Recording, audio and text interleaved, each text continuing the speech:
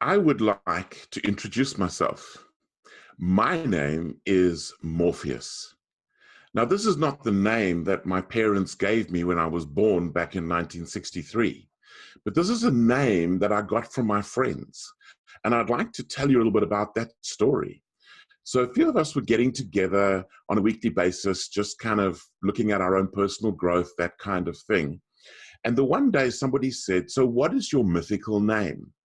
And we all sort of looked a bit puzzled and decided we'd go and think about that. And the idea behind a mythical name is it could be something that relates to a movie or a book or a historical figure, but some sort of a mythical name. So we went away, thought about it for a week, and we got back together again. And we were going through it. And my one friend, he said he felt he was Samwise Gamgee from The Lord of the Rings. And I could see a lot of that character because, in many ways, those of you who've seen the movie or watched the or read the book will have come across that Samwise, in some ways, is a bigger hero than Frodo, and that comes through quite beautifully. And that is my friend indeed. Anyway, we got to me, and I said, "Clueless. I don't know who I am mythically. It makes no sense to me." And my friend's wife looked at me and she said, "But it's so obvious." And I said, "What do you mean it's obvious?" And she said, "It's obvious you are Morpheus."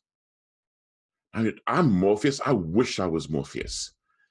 And then over the next 15 years, and that's really how long it's taken, I've come to accept and embrace that I really am Morpheus. So who is Morpheus? So first of all, Morpheus is the god of dreams, and I'm sure you can see the resemblance, right? Maybe not. So Morpheus, the god of dreams, the one who awakens dreams in others. But then we see more recently where Neil Gaiman was commissioned to put together something called The Sandman. It was a DC Comics comic book, and it has become legendary against the comic book fundies. They think this is one of the most amazing ever. And so this character Morpheus, he's the one in the Sandman who enables the dreaming or is the dreamer for the characters in the comic books. And right now, by the way, they've just announced that they're going to be making this into a TV series, which is quite exciting for me as well. Many people say that the Morpheus of the Matrix is based on this character. And so here we have the Morpheus of the Matrix, the one who believes and everybody else has stopped believing, the one who isn't the hero, but the one who awakens the hero, the one who builds the hero, calls the hero, the one who challenges the authorities, but isn't the overall political or military leader. This is the character of Morpheus, and I identify so strongly with this character. Now, how does this apply to you? What's that about? Well, wouldn't you like it? Wouldn't you just love it if you found a way to live and lead and parent that was much more sustainable than anything you've ever been taught, that came from inside of you, that didn't require a whole lot of effort and preparation other than to simply be yourself? You see, we live in a world where we are told to be and do everything but ourselves. We are told, be more like Steve Jobs, be more like Nelson Mandela, be more of all sorts of things, anything but yourself, anything but your truest self, your real essence. And so here's my promise that during the next 25 minutes or so, 30 minutes or so, I would like to take you and introduce you to one overall idea with 3 revolutionary components to it that could shift the way that you live your life. And so my promise is that if you engage with at least one of these 3 ideas, it will have a significant impact on your life, the way that you live and lead and parent. So that is my commitment to you. Hopefully you're in for that commitment, that you will embrace at least one of these three ideas. The problem as I see it is twofold, a little bit like two sides of the same coin. And the one side of this is that we are pushed to be everything except our very truest selves. The other part is we don't even know who we really are. We don't accept who we really are. We don't believe or love our truest selves. We don't believe in the value of our unique essence. So we have this external pressure to not be ourselves, and we have this internal gap in not knowing, accepting, or believing in the value of who we really are. So why bring this up now? Why here in this particular day and age in 2019 would we be wanting to be talking about this? And there's multiple reasons for this. One of the reasons is the world is crying out for authenticity. The people we lead and influence are crying out for authenticity.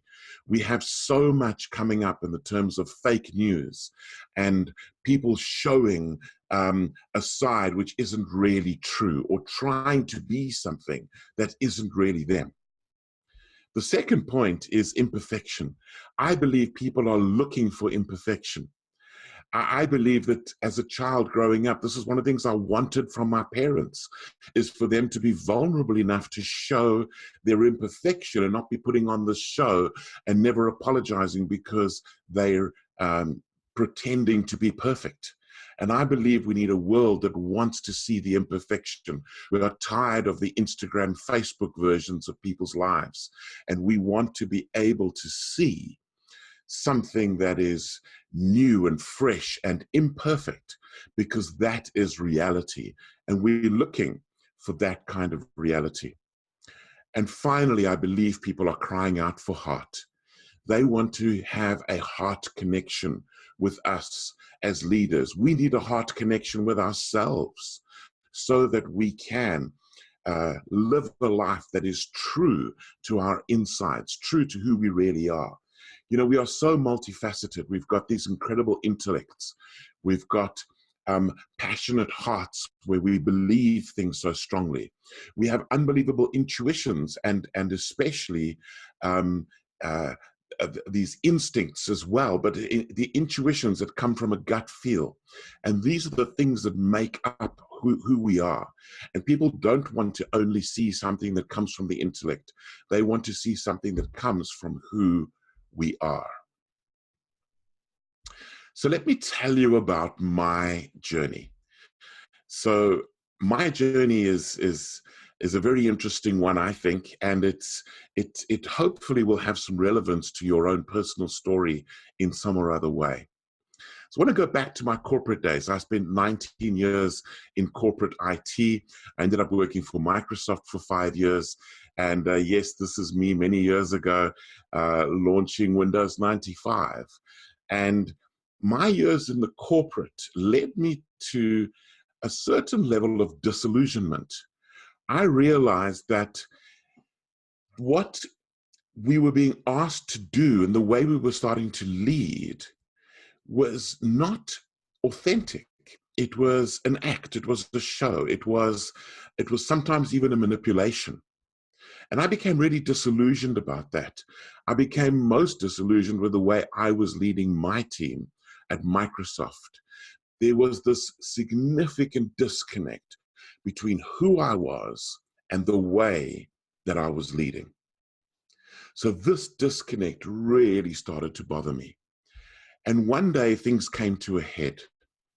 My manager came to me, and this was one of many instances, and this kept happening, but one instance in particular where my manager came to me and he told me to go to a manager in another department and tell that manager to F off, except he didn't use the polite version. And I was really quite shocked, and I was quite bothered because this wasn't authentic to me. I don't typically use that language in those kinds of conversations. And I was really puzzled. So I started to to think this through, and I decided not to do it. I later discovered that this manager that he was trying to tell me to F off, to go tell F off, he was in fact being nice to this person. And this person had no idea about how he felt. I knew how I felt. I felt betrayed. I felt like this was becoming the last straw. I couldn't continue with living a life of being one thing on the inside and showing something else on the outside. So I left, and thus began a whole new journey into my life. And I did a master's degree in organizational leadership. I completed that. And these were the new beginnings for me, the new beginnings. And I thought that I had all the answers. And I moved on from these beginnings, and I started to realize, but I'm not being successful yet. I had many failures. I lost my house, I lost my pension, and lost so much of my life that I'd had. And so the beginnings were not successful. But I was convinced I had the answers. 19 years in the corporate, most of it in leadership roles, plus my master's degree in organizational leadership. I was convinced I had to have all the answers. But still, I wasn't successful. Then I started to realize that whilst I believed leadership was relational, some of my own relationships were failing. My relationship with my business partner really just went on a downward spiral, probably the most difficult relationship of my life in the end. And my relationship with myself was almost non-existent. And I began to realize that what we really needed, what I really needed, was true connection with self. And this was the gap. I suddenly realized that there was this significant gap between me and what I was trying to do. And there was something that needed to be explored there. So I left again. I went and took a sabbatical. Went and took some time on my own to contemplate. And it was a really difficult time, a really dark time in my life. And I remember I was doing little bits of work in between, but whenever I was at my sabbatical home, I would wake up every morning and look out at the view. And I would say to myself, Ian, your number one job today is working on you, not working on anybody else or anything else. Your number one job is working on you. And this was so difficult because I was raised in that era, that time when to love yourself was a terrible thing. For people to sort of see, this person thinks so much of themselves, they care so much for themselves.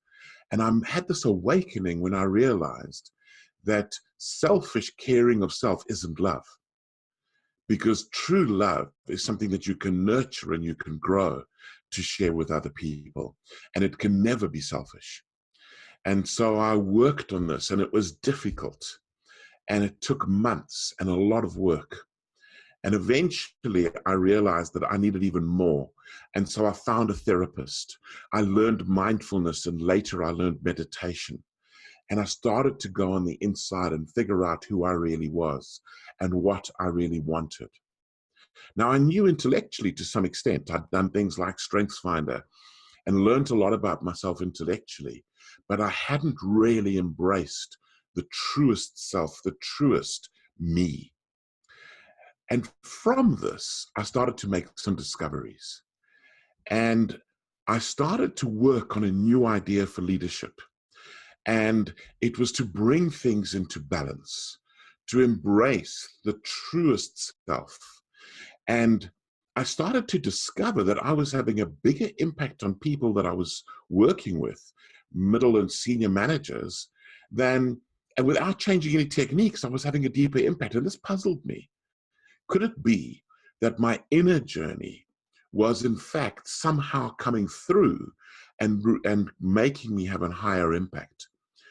This whole idea of building this concept, which I've called Morpheus Genius, of living and leading from your truest self, was starting to have a big, significant impact. So much has changed since then. I've started to have a really good relationship with myself. I've started to be a better leader of self. And in my leading of self, I've realized that I've got a long way to go. In fact, I think maybe I now know what I don't know, and I realize that there's so much more. But the richness of what's been growing from this is so significant. I have a good relationship with myself. I can even say that I love myself. I can even say that there are times I like myself. And there were times 10, 15 years ago when I loathed myself. So this is a significant change, significant development for me. Not only that, but it started to impact beyond. And I have the most incredible friendships and relationships in my life. I have those relationships I always longed for. Unbelievable friendships, going away together, laughing, events together, deep friendships, authentic, transparent relationships where we have deep conversations that go on into the night sometimes. Unbelievable connection, and the connection with self is reflected in the connection with others, and the connection with others inspires the connection with self. Furthermore, there's been a significant impact on my leadership. So today you could find me working with mid to senior leaders in organizations, whether it be in Lagos or Kigali or in Dubai, or for that matter in England, in Dublin, or in Ireland, or anywhere else. But what's happened as well is it's expanded into virtual leadership relationships. And I now have where I provide leadership work all over the world, into Moscow, done a lot of work into there, into Lithuania. I was working with somebody yesterday in Lithuania, into Mumbai, into New York, all over Africa as well, into Stockholm. I'm doing a lot of work into Stockholm at the moment. In fact, I was working out the other day that I've now worked with leaders from 52 different countries. And the impact is deeper than ever now that I have this connection with my truest self. One of the things that comes up for me while I'm working with leaders is this sort of idea that, is it really possible to balance and combine all of these things? The humanity, people's humanity, but is it also scientific? Is there some sort of scientific basis for this? And does it work? Will it be successful? And that's really what Morpheus Genius is proving to be. It's proving to be an approach where it deals with the humanity, it deals with the science, it deals with the success of living and leading from your truest self, from your essence, from who you really are. From this, I've got a model, and the model has got three main components I'm going to drill into in a moment. There's an awakening component, there's a method to it, and there's an impact that it has. And in some ways, the awaken is the humanity, and the method is the science, and the impact is the success. But they also intermingle and co-support each other. Before I get into the model, though, I want to tell you about my why. What is my why? Why am I doing this? Why has this become what I do and what I bring to the world? And it's quite simply this. Everybody has an unbelievable, unique potential. If you look at the science of this, in our brains, and of course there are a whole lot of neurons in our guts as well, but in our brains alone, there are about 85 billion neurons. Each neuron supports connections, synaptic connections, about 15,000 of them. This means that the potential wiring of the brain is 85 billion to the power of 15,000. 85 billion times 85 billion times 85 billion, 15,000 times, an infinite number. Now, obviously, not all of those wirings of the brain would result in a functional human being. But basically, the takeaway from this is there are no two people who are alike. There are no two people whose brains are wired the same. There never has been anybody like you. There is not today anybody quite like you. And there never will be anybody quite like you. So this means that you have a unique potential to bring to the world that nobody else has.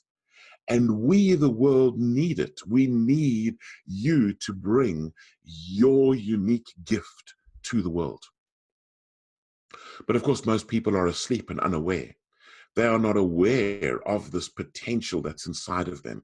They are not aware that they are unique, that they are special, and that they have a gift to bring to the world.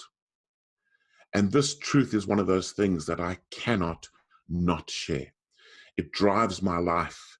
It keeps me awake at night thinking, what are ways I can better and better communicate this incredible potential? And for you watching right now, you are special. You are unique. You have a gift we need.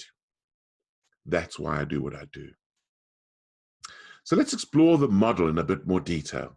So the awaken has three components: a call and a build and a release. Any of you have seen the Matrix movies will remember this from Neo. Neo was called, he was built up, and he was released. There's a method to it where we connect with ourselves and others. We stimulate new perspectives, and we challenge ourselves and we challenge others. And there's an impact from becoming this conscious. From that flows a tenacity and a triumph. So let's start with the awaken component. So it starts with a call, an inner yearning. There is a desire within us for something other than where we are at right now. Most people can identify with this. There is something calling us, and tuning into that call, becoming aware of it, and nurturing it can be very, very significant. And from that call comes the build. And we begin to build. We begin to take this call and work with it. And the biggest components of build are not knowledge and skill. The biggest components of build are mindsets, because it's from our mindsets changing and awakening to who we really are, and starting to believe in the value of our truest selves, that the real change starts to come about. And then once we have built, comes the release. Once we have built, once we've done that inner work, we then release. We need to release ourselves. We need to release those around us. I have a friend who says, great parenting is not about raising wonderful children. It's about raising wonderful adults. And that's not about cutting short the childhood. We want to fully embrace the childhood, but we want to be leading from the moment of birth, which is the first step towards independence. We want to get to that place where the full independence is reached. We want to release our people into their fullness, and we want to release ourselves into our fullness. And so this awaken is really about waking up. And some of you might remember this from the movie Wake Up Neo. The second area is this method. And this method starts with connection. And that connection starts with self, and it starts with connecting to other people. And the deeper we connect with others, the more we connect with self. And the more we connect with self, the deeper we connect with others. We've seen, and this is scientifically proven, that you are much more likely to trust and be led by somebody who has initiated connection with you. And so this is the way that we lead ourselves and others. It starts with connection. And the human brain doesn't actually function at its fullest without connection to other human beings. There's a whole lot of neuroscientific research that shows that we will never fulfill or be our fullest selves without a connection to other human beings. From that connection, we can stimulate. We can bring about change. We can show alternate perspectives and ways of seeing things. We can awaken things in the way that we stimulate the insides of people and stimulate ourselves and open ourselves to new perspectives as well. And that, of course, leads to challenge. That challenge, that wading out into the water, that will have a ripple effect that will flow all over the place. And we need to be challenged, and others need to be challenged. But if you challenge without connecting and stimulating, people don't accept it. But if you connect and stimulate, then people can be challenged to be their truest selves, and challenged ourselves to be our truest selves. And so here I can reveal that all Morpheus is saying is, remember, all I'm offering is the truth, nothing more. Finally, we have the Morpheus Genius Impact. And the Morpheus Genius Impact starts with becoming conscious. And a lot of my journey was about that consciousness. And so we take that consciousness and we awaken it, and we become aware of who we truly are. Forbes magazine had an incredible article that has had a ripple effect around the world, talking about the conscious leader. And the conscious leader is a leader who's been on a journey, a leader who is connected with themselves and is aware of the world and the needs of the world, and is seeing a bigger picture than just making money, but will make money too. But this consciousness, this awareness, consciousness of their people, consciousness of the impact, that the ripple effect that they can have on the world, conscious of self. And out of that consciousness, we have a tenacity that emerges. So this is not the tenacity of insecurity, where we are holding on to old ideas and we keep holding on to these old ideas all of the time, instead of being aware of new ideas that we can tenaciously hang on to, because they represent our truest self, our deepest, deepest beliefs. And this gives us a stickability. This gives us the grit to see things through, not based on insecurity, but based on the security of our consciousness. And from that is where our triumph comes. We move from the spark of consciousness through the tenacity and grit into our success. And our success that we have is our impact on the world, but way more importantly, the triumphant success of the impact of the people we influence on the world. I believe this about myself. I believe my vision is not for me to be the hero, but for me to awaken in others the hero. And the result will be that I want to really rock the world. I want to make a difference to the world, but I want to do it by rocking, by other people rocking their worlds. That's what I want to do. I want to inspire that. And maybe just to finish off with this, Trinity says to Neo, no one's ever done anything like this. And Neo says, I know. That's why it's going to work. I want to introduce you to a friend of mine. His name is Mandla, and he's a case study. And I would encourage you to contact me for a copy of this case study. I'm going to talk about that in a moment. But Mandla approached me back in 2003. And he had fathered a child out of wedlock, and he wasn't being given access to the child. There were cultural issues at play. He didn't want to marry the mother, and he was busy studying. He was a student, and he had no money whatsoever. His mom, who was supporting him, was a domestic servant in Bethlehem in the Free State. So really, he had pretty much nothing. But he was very concerned about his rights, because he should have rights of access to this child.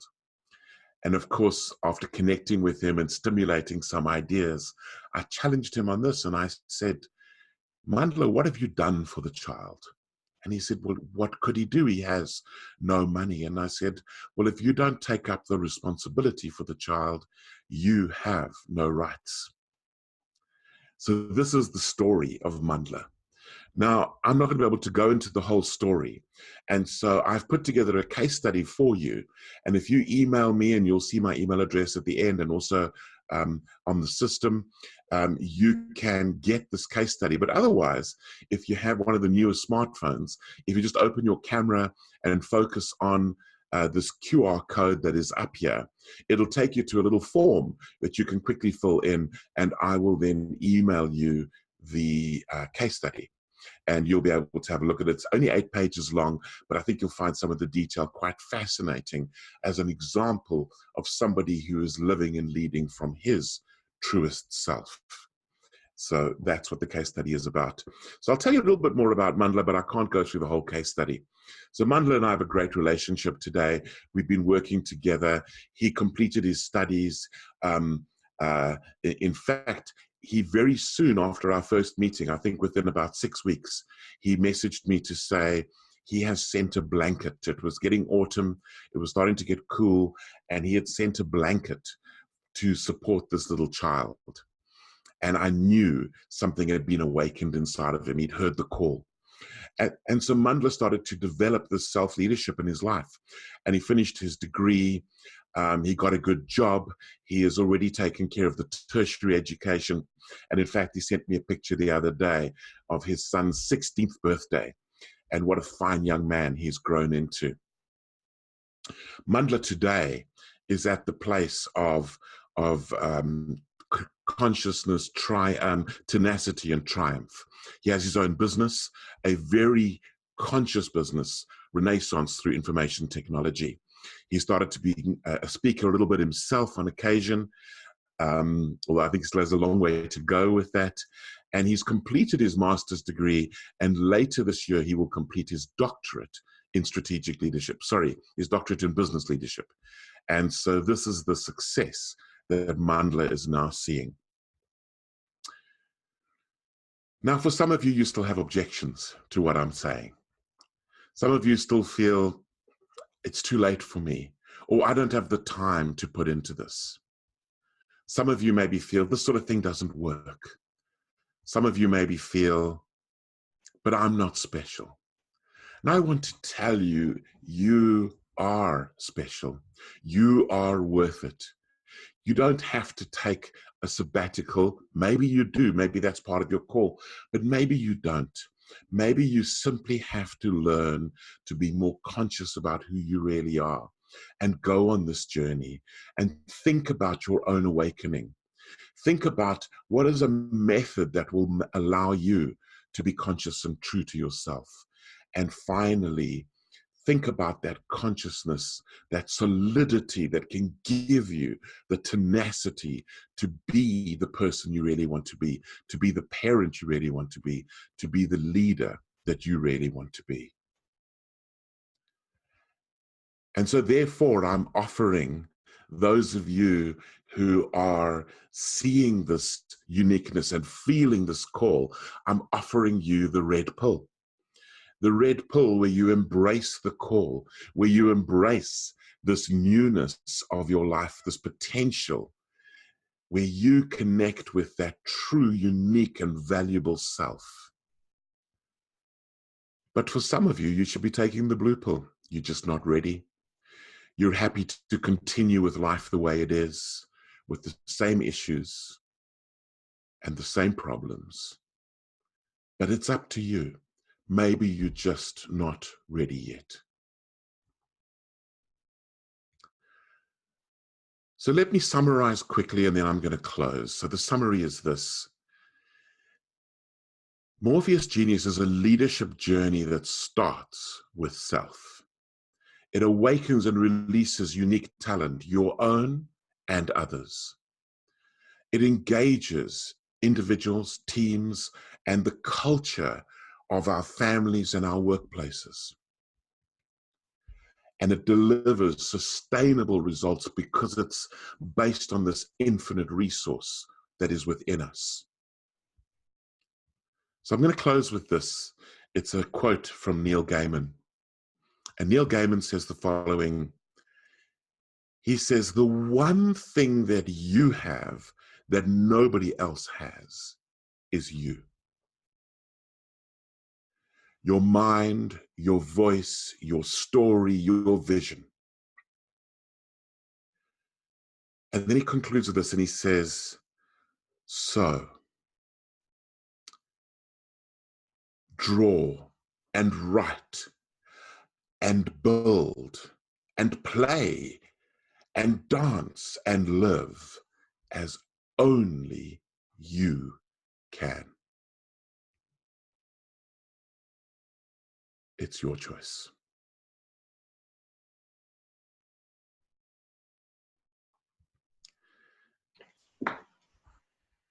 Thank you, Ian.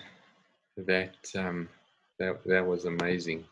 I'm going to just touch on some few things, and I'm going to keep recording here because I want to share this with our guys who've logged in.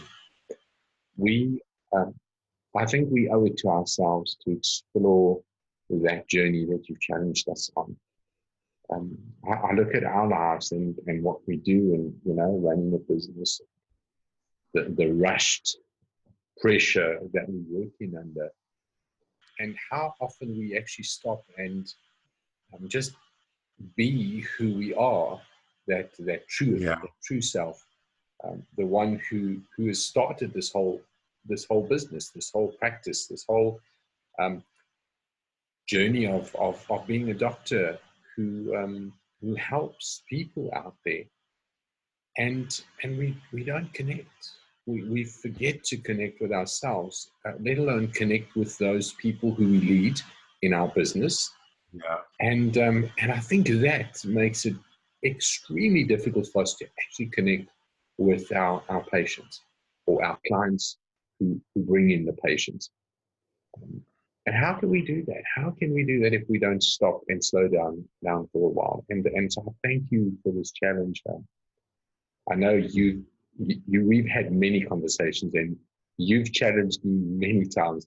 And sometimes while you're challenging me, I get quite frustrated, and I appreciate that. I appreciate the truth and the realness of who you are and what you have done for me in my life and in my business. Thank you for sharing with us. Just one final question that I want to pick your brain on.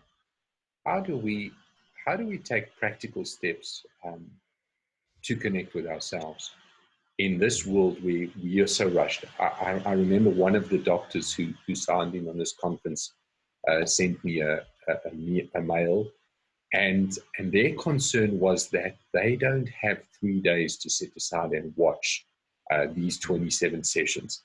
So this doctor was saying that she works all day and she only gets to her computer at around 9 o'clock at night, obviously after coming home and maybe dealing with family and spending some time with them.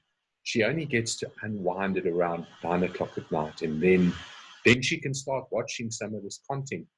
And so how practically can we connect with ourselves better so that we can connect with those who we lead and ultimately with our clients? So I've got a few different answers, and the reason I've got a few different answers is that we, in the connecting with ourselves, need to be true to ourselves.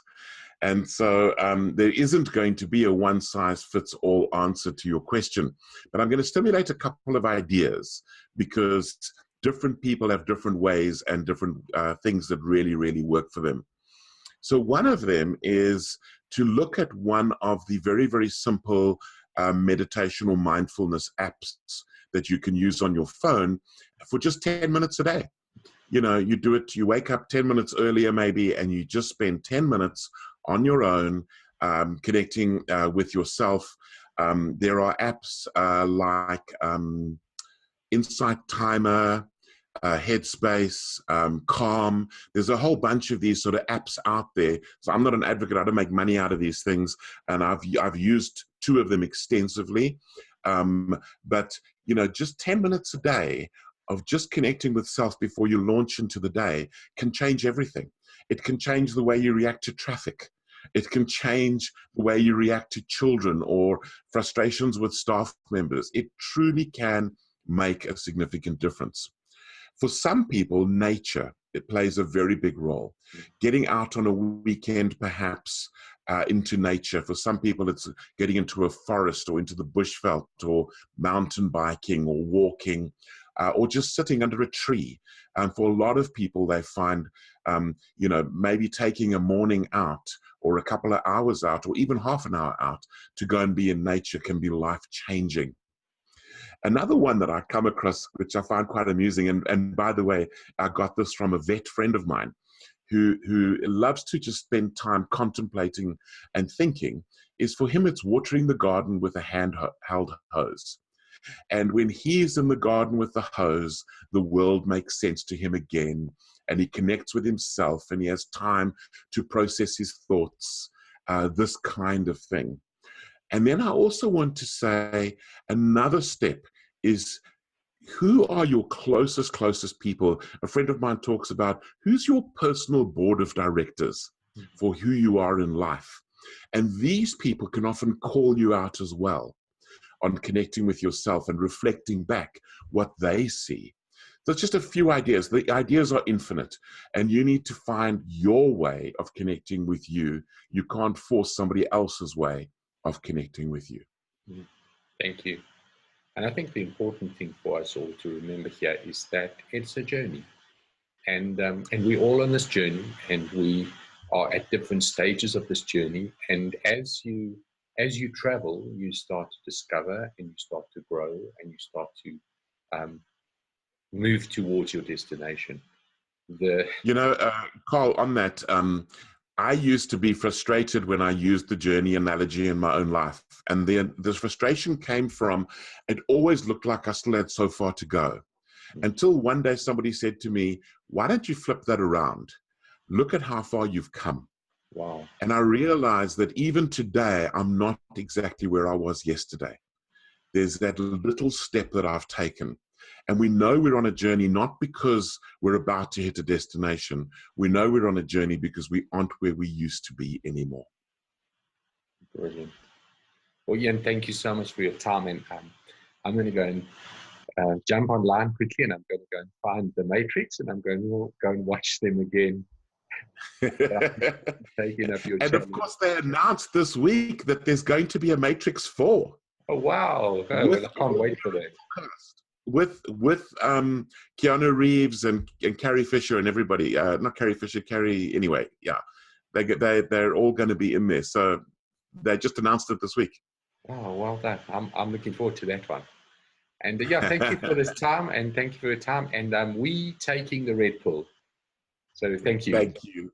Have a great day. Thank you for signing in.